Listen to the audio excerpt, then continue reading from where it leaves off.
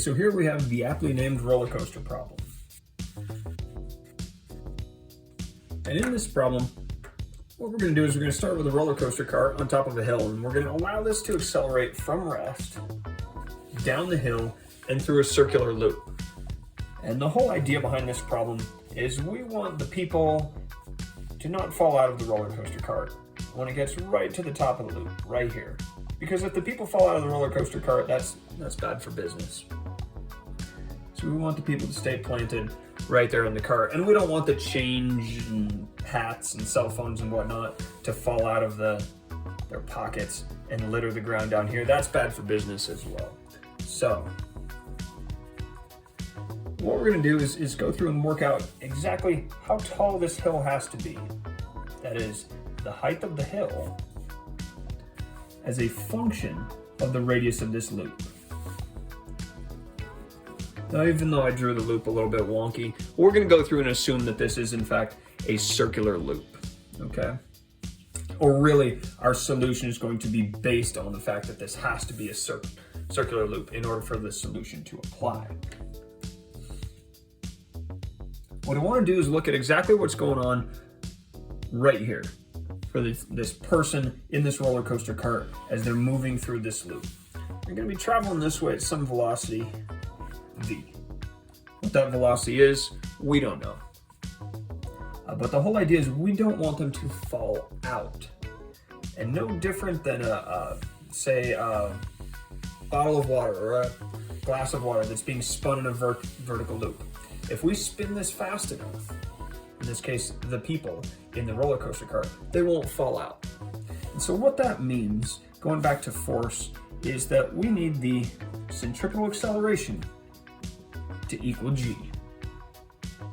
If the centripetal acceleration equals g, they will not fall out. That is to say, as long as we keep this person going fast enough in this roller coaster cart so that the downward acceleration is equal to g or greater than g, they're not going to go plummeting out of the cart. And the theme park will stay in business. So to expand this out a little bit, we know centripetal acceleration is v squared over r. So to apply it to this problem, we'll have v squared over r, the radius of this loop, equals g. So here we have an equation that you look at and say, okay, this relates the radius to g. We're getting somewhere with this, but the problem is we interjected this variable v into the problem. V is not given to us in the problem. We're simply trying to find h as a function of r, knowing this started at rest. So this we interjected into the problem. We've got to make it go away. And we haven't related h to r at all yet. So we're going to have to look at something a little bit different in order to do this. So rather than looking at forces as we did over here, we're going to go through and we're going to use the work energy theorem. Here we've got the initial mechanical energy of the cart plus the non-conservative work that's going to be done on the cart equals the final mechanical energy of the cart. That is the work energy theorem. And all we're going to go through and do is treat this like a form. We're going to fill out each component of this work energy theorem. So, starting from the beginning here, we know the cart starts at rest. That means the initial kinetic energy is 0. The cart started at rest, so it has no kinetic energy. The initial potential, well, this block, we're going to go through and say it has some mass m. Realize, again, we're interjecting this into the problem, so it better go away later on. But this initial potential is simply going to be mgh. That's how we define potential energy, or gravitational potential energy at this point, and that just fits directly into the variables that have been given in this problem. The non-conservative work, realize this would be something like work by a rocket or an engine or friction, none of which are coming into play in this problem. So the non-conservative work in this problem is 0. The final kinetic energy, realize it's not the kinetic energy of the cart down here. This final is any point we choose after the initial point. Well, the point I care about is that point right there. I'm worried about the velocity at this point at the top of the hill, so I'm going to call that the final point. So our final kinetic energy is 1/2 mvf squared. Kinetic energy is just being 1/2 mv squared. So applying it to our final, there it is. And then of course we have our final potential. This is going to be m times g times the final height. Now the big mistake that occurs in this problem is people think this cart is some height r off the ground. Realize r is the radius. The total height at the end, quote, end of this problem is 2r. That is the diameter of the circle. Now what are we assuming here? We're assuming that the height of the cart is of negligible height. I didn't give you a dimension for that, so we're not going to worry about that at all. All right, so here I've got these three terms. I'm going to put all these together, just combining them or substituting them into the work energy theorem. And you'll see right away here, remember we interjected m into this problem. This was not given to us as a part of the problem, but we'll see there, it cancels out.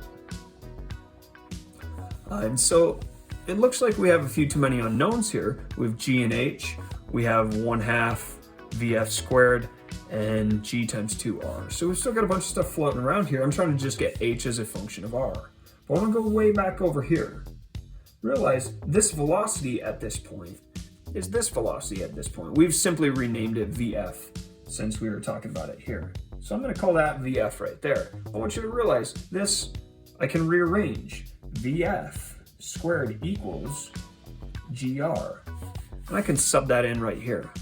This gives me gh equals 1/2 gr plus 2gr. Can't stand to leave the g before the 2, it bothers me. But guess what? It doesn't really matter too much because I've got a g, and a g. It's in every term. The fact of the matter is this would work on the moon. We'd still need the same relationship between h and r on the moon. The value of g doesn't matter. So in going through and rearranging this a little bit more, combining these r's, we're going to find h needs to equal 5/2 r. And this works out to be a wonderfully simple result. Just given how much is going on in this problem, we simply get this nice, neat relationship. H is 5/2 r. There's nothing else floating around in here.